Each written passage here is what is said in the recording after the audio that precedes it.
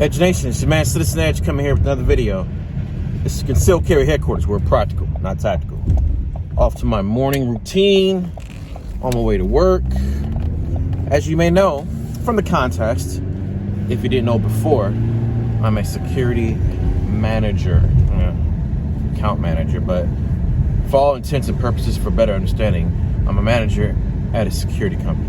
What I do is make sure that the best interest of the client and the guards are within an arm's reach of my knowledge, not only in person, but through all types of correspondence, whether it's text, phone call, email, etc. And in that way, we can ensure that contracts and their expectations of the guards on the ground are fulfilled. I am the medium between the field and the office. One foot's in the office, the other is in the field. Before I start my day, I have to do a vehicle inspection, and this is to protect the person and the company, or better inform the company, but yeah, the company as well, to ensure there are checks and balances on the maintenance of vehicles, especially when they're in the possession of their employees. Even though their insurance may cover it, there still needs to be some type of documentation on the care of the vehicle, so that in the event of an accident, there is definitely a paper trail of proactive measures taken to ensure the vehicle is in working order so that the driver is protected. And of course, from an employee perspective, I want to make sure that I'm not held liable for any damages, mechanical, electronical, whatever, as a result of my usage or me being acquainted with this vehicle. So that, say if I didn't do a vehicle inspection, that's checking, the outer structure, the fuel level, the other fluids in the vehicle, so on and so forth, cosmetic and numerical, however it is measured as. If I didn't do that and I were to utilize the vehicle and somehow it was passed off to somebody else and they end up wrecking the vehicle, and in their negligence, they intently or didn't inadvertently perform a vehicle inspection, which would therefore put themselves accountable because they were working within this time frame, and this is where the damage incurred, then I will be held just as responsible. The conversation would not only be shifted toward the individual who last had it, but everyone else who did not account for the damages that have now incurred while they were in operation of this vehicle. So if I see a scratch on the vehicle or a dent, even though this is really a vehicle that is designated for me and for me only, as we take it home and, we're always on the clock.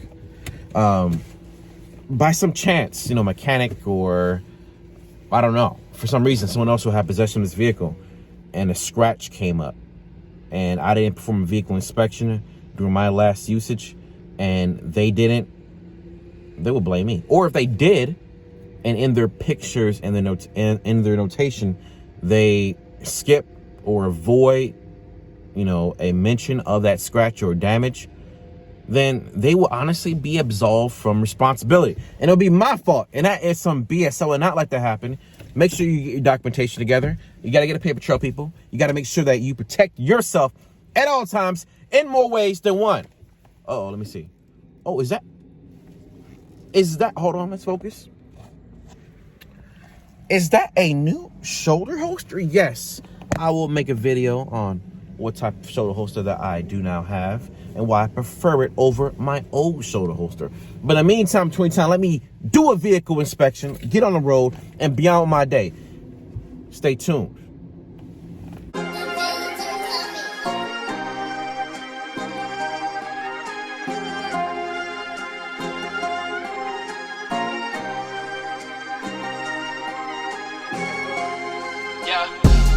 AR Glock 40, boy, I keep it on me. You don't want no smoke, keep it peaceful, homie. I'm trying to draw some game, put my people on it. Gotta protect my family, I can't leave them lonely. I keep it on So I me. just got through wrapping up the vehicle inspection, and when I was doing the vehicle inspection, which consists, like I said, of recapping the condition of the vehicle, pictures, and also notation on what type of abnormalities, scratches, dents, or the structural integrity of the vehicle. Make sure it's notated on a shift-by-shift basis. You do one before you start operating the vehicle and one after. You're probably wondering, Edge, why were you driving the vehicle and you did a vehicle inspection after? I thought you said do a vehicle inspection before you touch the vehicle, before you drive the vehicle, and after you have finished your shift. It's because I have no fucking reception, all right? I have to, whenever I submit reports where I live, it doesn't go through. So I have to drive about a mile down street where there is some type of reception. I don't know, the satellites do not like where I live. I don't care. Maybe it does decrease the amount of surveillance from unauthorized personnel entity on my personal abode. So I'm happy with that. Nonetheless, I drive a mile to get reception before the vehicle inspection, but I just got through wrapping the vehicle inspection up and I get emails. Yes, this is a crux in my day. It does interrupt my flow. Emails about, I don't know, other type of reports required, questions about client service. Perhaps a guard called the office and complained about some whatever issue and rather than call me. And so I get correspondence from HR, dispatch, upper management, so on and so forth. And then I have to address it. I preferably like to address it right then and there. I don't like to have emails linger in your inbox. And after you've done a hard day's work in the field, with a lot of emails that you end up taking work home. And I do not want that. So, hence the laptop. All right. The laptop was purchased out of my own pocket. Yes, the company eventually puts up 50% because this is for business use. Any advice on that, please drop it in the comments below. I'd love to hear your intel. This is the state of California, so please keep your feedback in retrospect to the state laws of California. Thank you in advance. So I have to do some email correspondence, finish up this little task before I head up the road, and I'll catch you soon. All right, just got through, finished my reports or email correspondence for right now. Of course, you have other tasks, but this was an immediate thing I need to address before my director called me. So wrap that up to avoid any backlash, any annoyance, all that noise, unnecessary.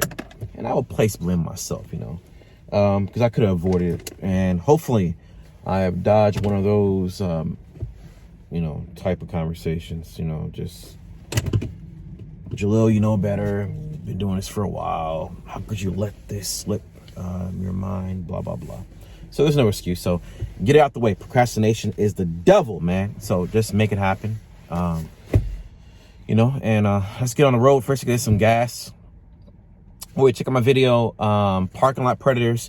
I put all this into play. I'm currently in a parking lot right now, and I always remain cognizant of my surroundings. Oh, I am low on gas. Woo! Brother needs some fuel.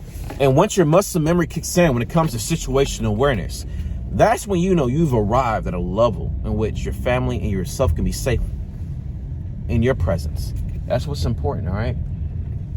And before you think about buying another weapon, think about buying, some armor-piercing ammo, if you can find any, got to make sure that your fundamentals are in order. Checks and balances. All right, so let me get some fuel, and we'll be hitting the road soon. And just like my video, I always go around the gas station or parking lot at least one lap so I know who the hell is here. You always want to look around. Never want to have any surprises, people lingering in the dark behind a dark little space. No, we're not having that. We don't want to be targets, right? So let's not act like targets. Coast is clear. All right, so just got through pumping gas. Got a full tank now. I'm hitting some local sites here in Sacramento, and one of which is one of the COVID testing centers. And these locations are fairly easy to work as a security guard or a security professional, right? I'm trying to change the whole culture here. But the only drawback is it being monotonous, and you have, a lot of eyes on you, and oftentimes the clients themselves, or the people that patronize, that come to the site, they are not the client. they're VIPs, especially during the initial stages of this vaccination being rolled out. You get the governor, you've had a lot of business people, politicians, of course you have the National Guard. So whenever they complain, and thankfully have not yet, that really moves mountains.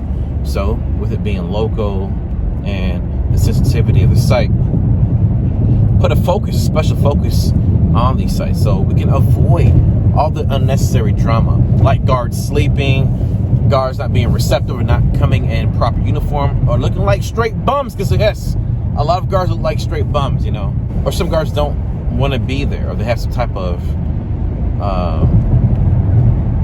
grievance of why they don't want to work a certain site, which I have to respect all that, because there's some sites that I may have some hesitation to work. I never turned it down, but everybody has their right to work wherever they wish, so it's all good. But that comes with being on site, seeing these guards in person. It's one thing from communicating with the person, much less a guard over the phone or via text. You're going to treat someone who you see in person, in the flesh, different from a person who you communicate with over, the phone or the computer. That just ruins the entire relationship. So that is definitely the case with guards, with clients. If you can call a client every day asking, "Oh, how are you doing, Sarah? I'm just calling in to check in with you to see how our security service have been going. Is there any concerns that you may have or that I may address?" And they may say, "Oh no, they're busy. They're dealing with their job, not to mention the vendor they're paying money for every week or month. That's not going to be their focal point unless something is so egregious, whereas to the point where it's beyond telling you, they're going to call the corporate office or email the corporate office saying, you know what, we've had enough of this time and time again, week in and week out, this guard has been smoking crack in the office." You know what I'm saying? Okay, that's blown out of proportion, but there has been cases of guards under the influence, utilizing drugs, on the site. You wouldn't believe the stories I have. But this all can be avoided or mitigated by seeing the clients and the guards in person on a regular basis. All right, at least once every 2 weeks. A good heart-to-heart, an hour visit, half hour per person.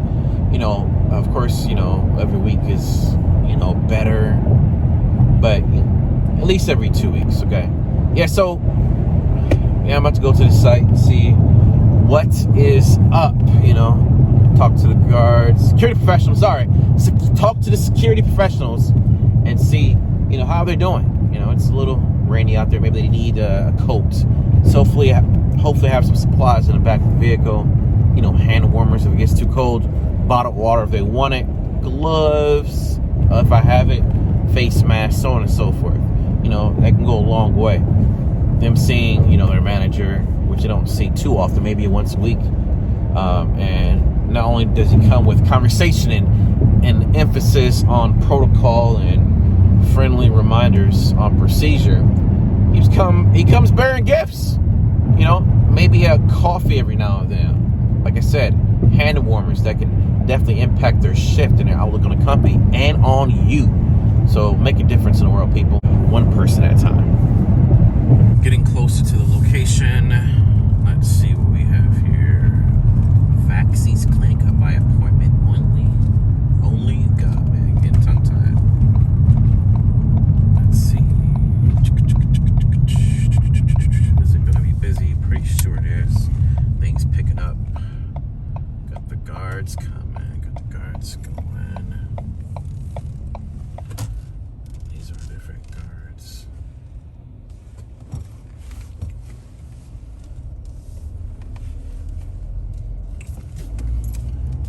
Thank you. Got the police.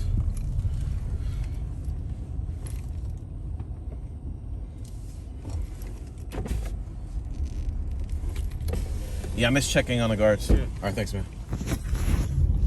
So that's the testing for COVID and the traffic leading not only to the testing, but also to the vaccination. And this is the front of the compound here. You know, did have their security, National Guardsmen right there. See, National Guardsmen right there. And, you know, it's pretty straightforward. Woo! I just wrapped up a long, monotonous meeting. I love my job, but man, whew, I'm telling you, you know what a meeting does that's not informative in the now, or fun, or energetic? It not only puts a damper in your day, it messes up your flow and puts a jolt of blah in your life. And that's something I cannot have. I'm saying, I don't know if you know what I'm talking about, drop in the comments below, man. Like, some meetings just need to be an email, okay? But nonetheless, blessed to have a job. Love the company. If you're watching, hey, I appreciate you, trust and believe. But it's not to get the show back on the road. So, my next site gets into a little more of what one may call the ghetto. But I like to call it, you know, where the fuck am I doing? This doesn't feel right. All right, come on now. Don't hit me. But, you know, it's more comfortable. Laid back. Don't have the eyes of the man watching you, your every move. But like this site here. See this site here. Man, I'm telling you, talk about a double standard. For example, I'm just gonna throw out there. If you have a policy and it's a law to have dogs on a leash, right?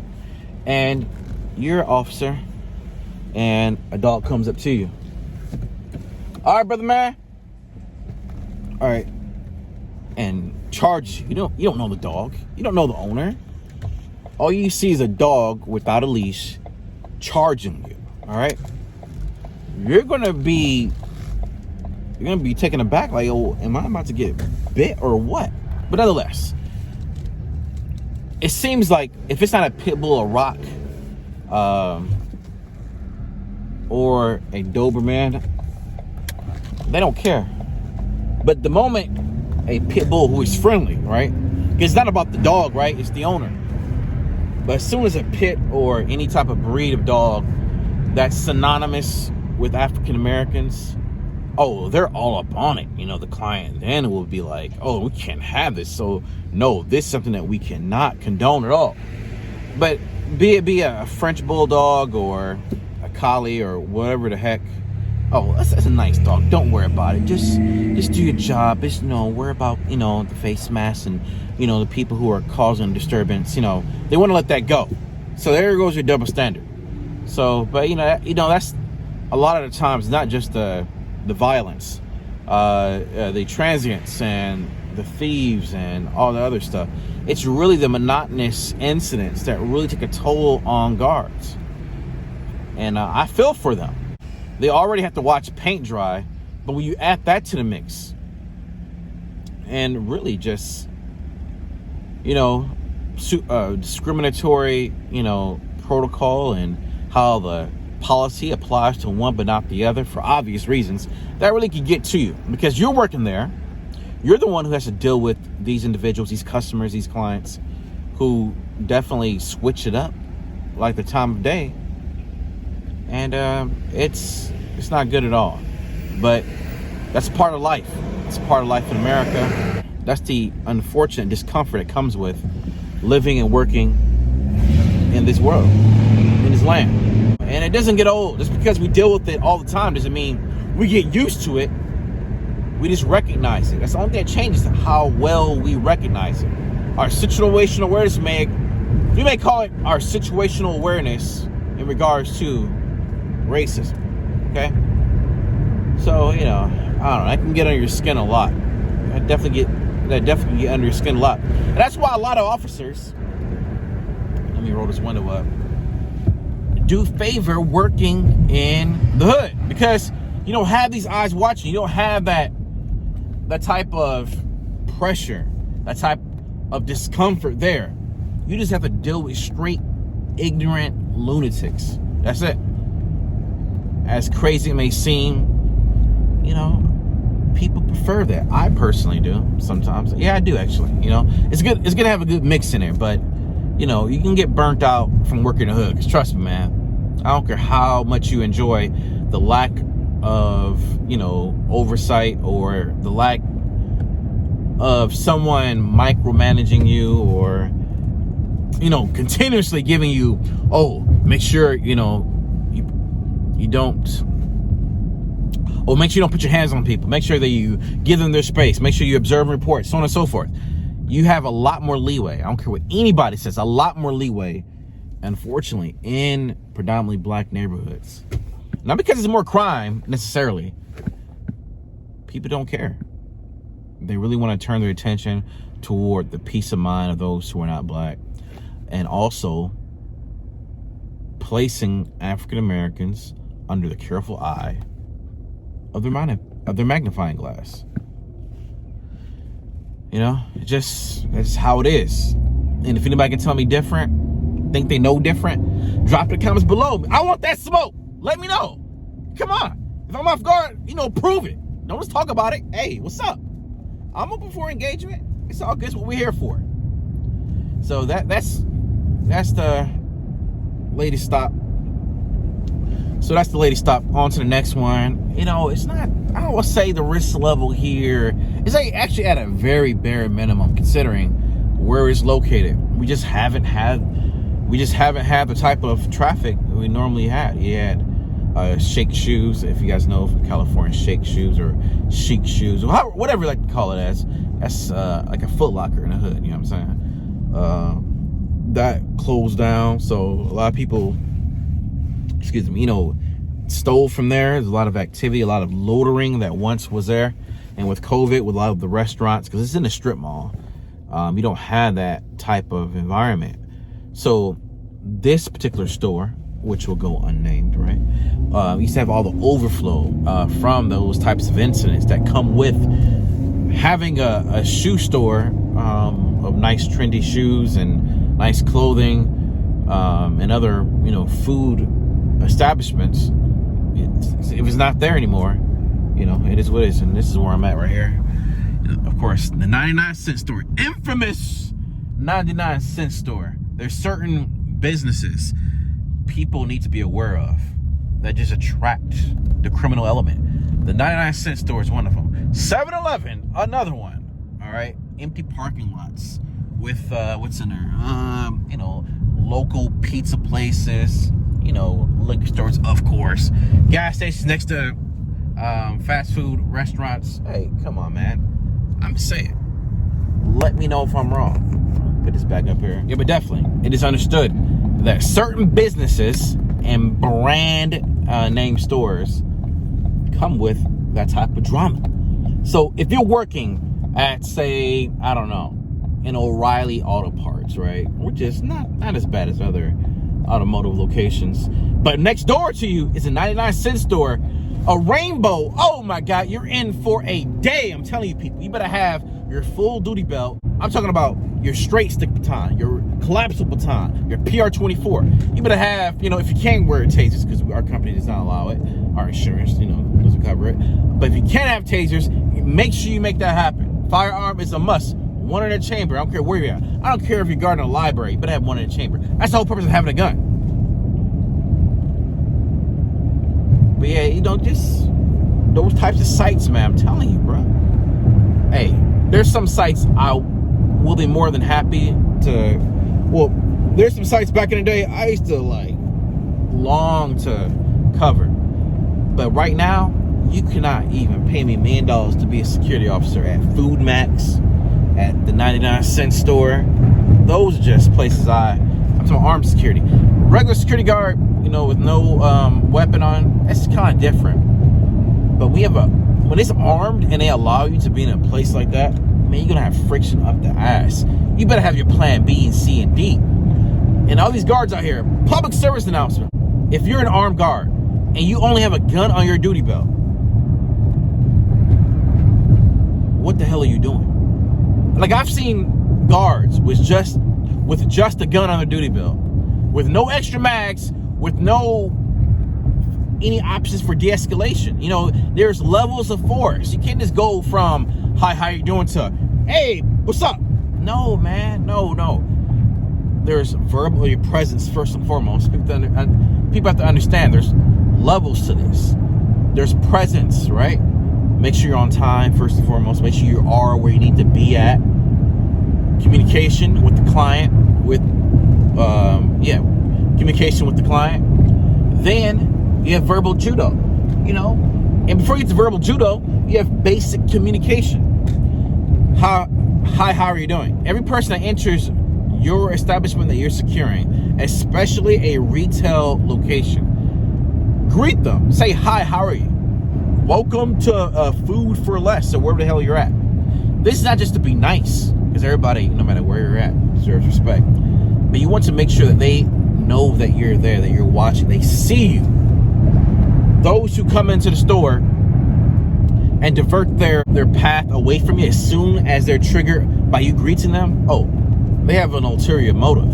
Those who mumble or turn their head, they have an ulterior motive. And yes, those who are wearing hoods with empty backpacks, with a zipper unzipped, and after you greet them, they say nothing, they mumble, look away, or divert their walking path away from you, they have ulterior motives.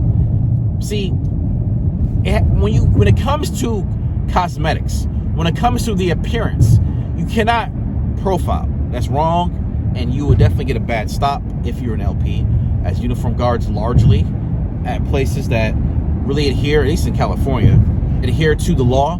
Uniform security officers in the state of California cannot stop, delay, impede, chase any person, even if they blatantly are caught in the act of stealing. There's a number of reasons for this. First and foremost, it should be understood without even elaborating into this issue that uniform guards are not loss prevention officers and they are not the client. Only loss prevention officers and the client can pursue and go hands-on, depending on their company policy, theft-related incidents, okay? When it comes to uniform guards, there are, I believe, 5 points. I'm not correct me if I'm wrong. Drop it in the comments below. I'm not an LP manager, but I've dealt with LP. I listened to their meetings. And I did a little training. I wouldn't call it official, but I do have certification in loss prevention. But hey, I don't think it's legitimate. It was bare minimum, trust me, bare minimum. But I believe there are 5 points of 5 points that must be satisfied to make a good stop, as they call it. First, you have to see them walk into the store empty-handed with nothing. I'm talking about nothing, man. I'm talking about just straight up empty-handed, butt naked with clothes on. That's what I'm talking about, all right? Then you have to see them select an item. Then you have to see, okay, we're on 2. Then you have to see them conceal the item. And then the most important part, not the most important, but the one people really fall short on is this number 4. Let me see, 4. Let's do that. It's a lot easier. You have to follow them and not lose sight of them throughout their entire travel after they've selected and concealed an item. All right? Now a person can dip behind a end cap or go into the restroom, which is a popular move. Whether they want to consume the item, if it's a food item, they will consume it and ditch the packaging. Or they'll go to an end cap and ditch it on a shelf. But people may often lose sight of them at end caps, restrooms, or wherever the case may be. Maybe behind a food bar, or maybe the guard looked away, or the person, loss prevention officer or guard looked away, and they're right there by the law. That's a bad stop. I don't care if it was for a second. If you lose sight of them, like I said, they could have ditched it, because you know what? If you do pursue this stop, it's a bad stop, and you can be sued, and your company can be sued. So is it really worth it? So the 5th remaining point that must be met is that they have to cross the last line of payment. And the last line of payment is indisputably the exit. That's it. People might say pass registers, but they get double back. They're still in the store. So, you know, it's for all intents and purposes, the last point of payment is when they leave the store, because there's no registers outside of those doors. All right. Once they pass over, I'm talking about both feet pass over that threshold. That's when they cross the last point of payment. That is when it is come to the understood formality that they had no plan on paying for this item, and that's when a loss prevention officer or agent or the client can make a good stop. So, because uniformed guards observe and report wear uniform, we're there to deter theft, not to address it or to make stops. We're there to address behavioral issues. So if there's a person that's a crackhead or a person who is creating a disturbance, who comes into the store and just act a fool, you know, in San Francisco, this happens more often than none. They come in under the influence, and if you're really in a sketchy area, they're coming at the store butt naked, you know what I'm saying? And it's true, facts, man. I know some security officers watching this, man. Drop it in the comments below. Share your stories. But yes, they would do that. So when it comes to a behavioral situation, the guard, of course, you want to maintain communication with the client because you need to have a witness. Everything is predicated on not getting sued. Actually, not getting sued followed by not getting messed up. You know what I'm saying? Because nobody wants to get messed up on their shift. It looks bad on a resume. Then you have every other crackhead come in there making fun of you. You know what I'm saying? You do not want that, okay? So make sure that you maintain communication with the client, even during an incident, because a lot of times, you know, guards, and I understand it, I know how hard it can be. You have guards saying, oh, it happened so fast, man, I wasn't even thinking about that. Yeah, but you'll be thinking about that over and over again if you're sued, if you have a black eye, or if you're out on workman's comp, aching and paining and getting sued, all because you didn't have the patience or didn't have the muscle memory to contact the client so that you have a witness, a objective witness. And it doesn't hurt at all. It's good to have a witness as a customer or anybody else or even a cashier. But there's no better witness when you're a security guard than have the manager of the client vouch for you. That can account for how unruly this person was, how this person put hands on you first, or this person called you out your name and called you a racial slur. That's the best witness to have, and that's the purpose of why you want to communicate with the client, why you want to arrive to this shift and meet up on time, first off, and meet up with the client in person. Let them know your first name, get their first name, know each other on a first name basis. I don't care how long you're there for. I don't care if you go there, if you've been assigned at this site for 5 years and 5 days a week, and you know Harry, Jonathan, and Tom's schedule like the back of your hand, and better you know your children, you still want to meet up with this person. Their schedules can change. They have a system too. They have a schedule too, and maybe a new manager that came in. You want to make sure that you know who's the manager for that day. And even during shift changes, you may come at a certain time. Their schedule's not like yours. That manager's probably been there for a good while. So you want to make sure that you maintain, you're observant, not only with the inner workings of the business, but also the staff. Not just the people who may cause trouble or may be behaving suspiciously, but the managers, their shift changes. Because you're going to need them like they need you. Because believe it or not, they're more important for you than you are for them. See, guard coverages for the client, for the most part, are for peace of mind, to make them feel safe. Now, there's some sites that really need the protection. They should have some off-duty officers, but because the money ain't right with the client, they don't want to pay for all that. They can't pay for all that. So they hire guards. Oftentimes, the guards they can afford are not even equipped with what they really need. They may need an armed guard with a full duty belt, but they can only afford, their budget only can afford for an unarmed guard. So you want to make sure that you keep the client close to you at all times, because that could be the person on the witness stand when you're facing a harsh sentence before a judge, all because you wanted to make it to your 9 to 5. It's not fun. Talking to lawyers is not fun. Security game is real. We're not like police officers. We don't have you know, this big old entourage. We don't have, you know, a police union for the most part.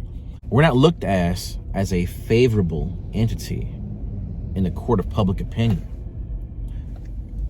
God forbid, you end up dying. You think they're going to send you, you know, a severance package or pay for your funeral? No. What they're going to do is give you a fruit basket and have another person plugged into your shift an hour later.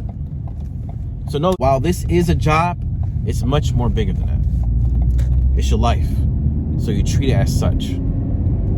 All right, I'm about to go to this other site right now. I'm in South Sac. They call it South Sac, Iraq.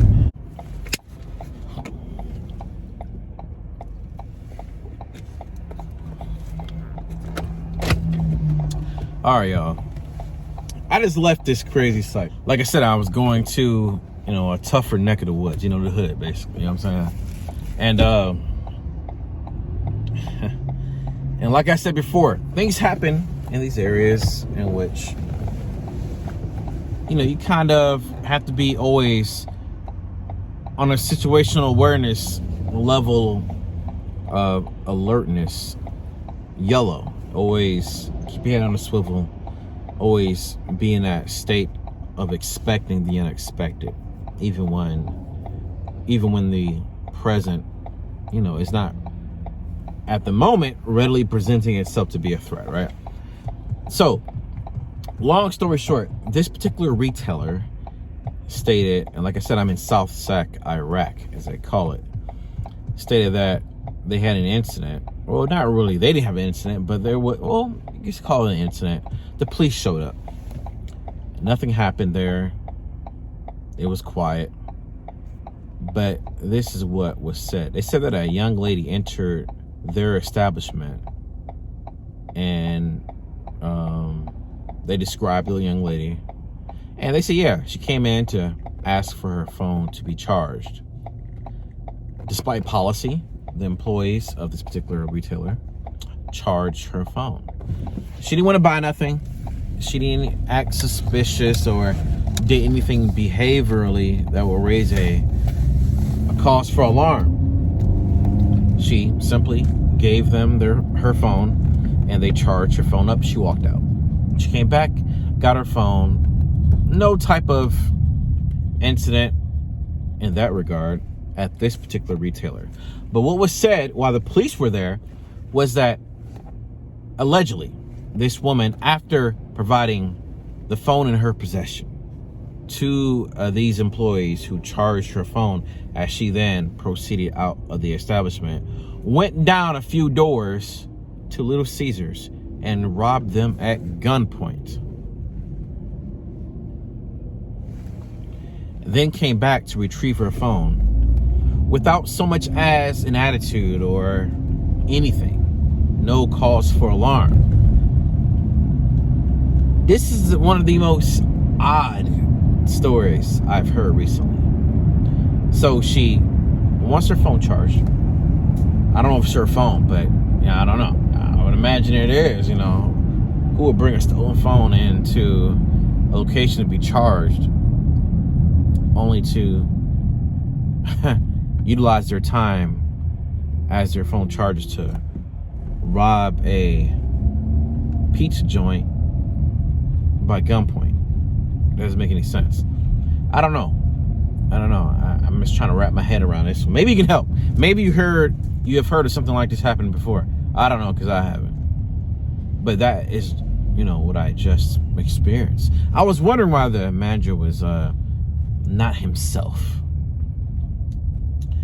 But yeah, that's interesting. But what can you expect? On to the next stop. About to go to Fairfield and see what is going on there. I had a late start today. Man, this is about, what time is it? 12:30. Man, I don't know. It's a little rainy, gray skies. Hopefully that's not a sign of things to come. But that's why you remain strapped. Why you have to be strapped, you know. That kind of tripped me out. That was kind of weird. I didn't see that conversation going there at all. So, hey, but I keep you guys posted. Traffic's building up. I'm getting tired, but I got a long way. So, probably grab something to eat. You know, I don't know what. Let me know what I should eat. I don't really eat out that much at all. I do eat though. And my wife makes some great meals. You know what I'm saying? But it's gonna be a longer day for me. So I'm gonna have to eat something so I don't fall asleep on the road. You know what I'm saying? So tell me what you think I should get. Hopefully, you know, hey, I may get it next time. But I'll see y'all in a minute. Wow, you don't see this every day on the freaking freeway. This is nuts. Please be safe, everybody. Wow. Man, oh man, oh man. I swear. This is not anything funny. Wow. Things you see in California, on California roads. I'm telling you. Edge Nation, so I just got through finished doing some email correspondence. A part of security, especially now in the new age, 2021, is that there needs to be digital reporting. Back in the day, we used to write things on pen and pad or in a binder, you know, whether it's a pencil or ink was used, manual writing. Now it's digital reporting, usually through a device or a mobile application. And with that being set on the back end, the administrative side is setting that digital reporting up to where certain type of alerts go off in case that officer who you've briefed with detailed information prior to their first day on site, provided on-site training and refresher training, fail to report in the increments that cover their entire shift, that acts like a receipt of work. Actually, it indeed is a receipt or proof of work.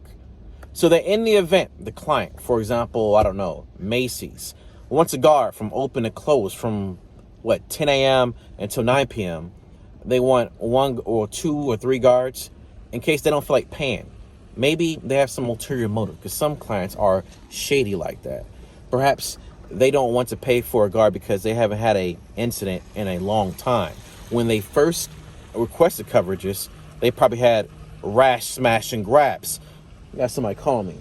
However, they say, oh, on March the 15th, for 4 hours, we didn't see the guard. Where was he at? Of course, the guard will say, I was there talking to Sarah by the jewelry counter, and I was patrolling the female clothing section, and I talked to the manager, Heather. What do they mean that I wasn't there? So, but besides hearsay, because anybody can say anything, whether legitimate or illegitimate, you need to have something that speaks for itself. Irrefutable evidence, which digital reporting and most applications have time-stamped pictures and reporting, and GPS barcodes or a detext that shows a specific position of where the guard was located for that specific report and that picture was taken. Also, the checks and balances of that time-stamped pictures and reporting that proves, without even having to call the guard, where were you at, what were you doing, and what were the happenings during that particular time at that specific section of that exact location. So that's what I was doing, making sure that the digital reporting was set up properly, that this individual was reporting as they should in the increments that cover their entire shift. You don't want to have several hours gaps. The preferred type of coverage of digital reporting for a shift, no matter how long it may be, well, it does depend on how long it should be. If it's 8 hours, you want to do it minimum every hour. From the moment they arrive and met the on-site manager. I don't care how many times, once again, like I said before, the guard knows his manager. You want to make sure you exchange your first name and obtain their first name, so that there's not only digital reporting as a checks and balance, but that on-site connection, which cannot be substituted for not much anything unless it comes to billing and proof of work. And that's where digital reporting is so important. So that's why you may see, if you're in the security industry, you may see your manager or supervisor, well, really manager, or in some case supervisor, that's getting phased out, because supervisors now deal with strictly on-site performance, and managers do a little bit of both, especially during COVID. Things have been allocated, but that's for another story. When you see your manager in your vehicle, hopefully, if he or she is not a slacker, they're doing some back-end work, administrative work that's vital to you performing at your best, maintaining your job, and putting food on each other's table. At the end of the day, it's these guards out here, these security professionals that provide food on the tables of managers and the owner. We work for the guard and the client, of course, because they pay the bills. But without the guard, none of this would be possible. There will be no safe and assurity and security for the client who's paying for these services. There would be no salary for the managers. There would be no profit for the business nor the owners to enjoy. I've said it before and I say it again. Thank you to all the security professionals who guard our essential locations, even during a time like this, where hope is lost, where desperation and worry is running rampant. Thank you for holding strong and guarding these establishments to make our days that much more enjoyable. Well, I'm about to go in and check on this guard, you know what I'm saying? Enough of that talk, you know what I'm saying? Much well-deserved, though. Much well-deserved accolades for the security professionals, the least appreciated essential employees. I'm going to check it back with y'all in a minute. This is where I'm at, the mall. Yep, that was McDonald's. All right. Yes, sir. Edge Nation, I'll see you in a minute. Oh, also, going into the mall, it's very important to change up the way you carry a weapon. Personally, like I said before, it's always preferable to carry in a shoulder holster when driving. But when you go in the mall, when you're walking, period, it's always better to carry on your waist. Me personally, because I'm a big boy, I can't carry appendix because myself would be in the way. You know what I'm saying? So I carry strong side. Check out my video, which shows how to draw efficiently. And for appendix carry, for those who may appendix carry or carry strong side like me, make sure you get a holster that suits that position of carrying. Matter of fact, do you have a holster? Do you want a holster? Do you need a better holster? Then yes, you need a better holster. Look in the link in the description below whenever you come into the market for a gun holster. This will help out the channel greatly. It'll go toward ammo, range time, camera equipment, you name it, making your experience here on CitizenEdge the best ever. All right, I'm about to go in this mall. Like I said, transfer my weapon in my inside the waistband Vetter holster, and I'll let you know if anything happens. You know, you never know these days. All right.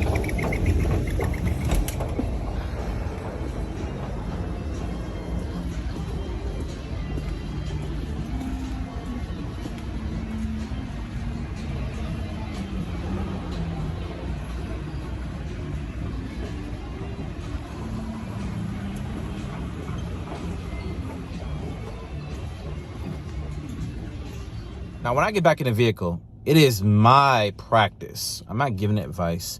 It's what has worked best for me. I transfer my weapon from my strong side to my shoulder holster. Check it out. Just know that I don't just talk about it. I be about it. Right here, I'm doing it one-handed. So it's right there. Put it in. Right there. All right, so this is one of the more, riskier areas, but this site here isn't really enduring anything in the past like year or so, anything severe. It is just located in a shady area. All right, Edge Nation. So just left the site here in Antioch. I'm about to go to another site in Antioch. Spoke to the guard here at the arms site in Antioch.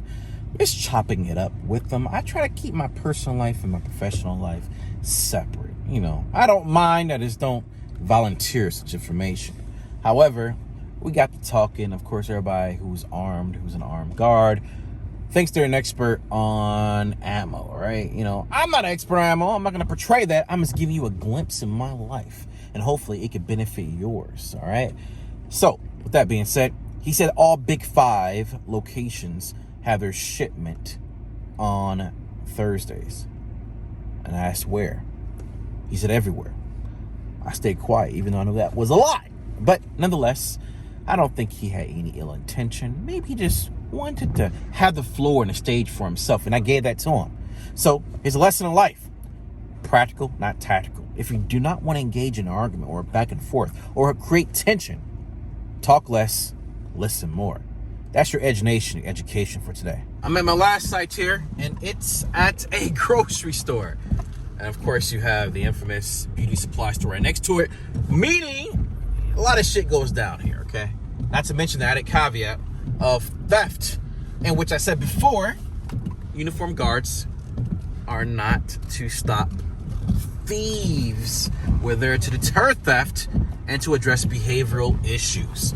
So sometimes, and actually all the time, clients and some guards, a lot of guards, can't get that through their heads. But that's where I come to play, the account manager. We're here to save the day.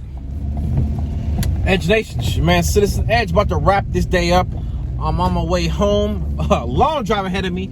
It's raining. I gotta keep my attention on the road as I enter onto the on-ramp, onto the freeway for that 1 hour and a half drive ahead of me. Whew, deep breath. Oh, you see the new shoulder holster? Oh, get a better look at it, baby. Woo! I'm gonna do a proper review so you get a proper introduction to my new strap holder, also known as a shoulder holster. In the meantime, between time, make sure you like, comment, and subscribe. Stay alert, safe, and smart. Stay tuned, Edge Nation. It's your man CitizenEdge, and I'm out.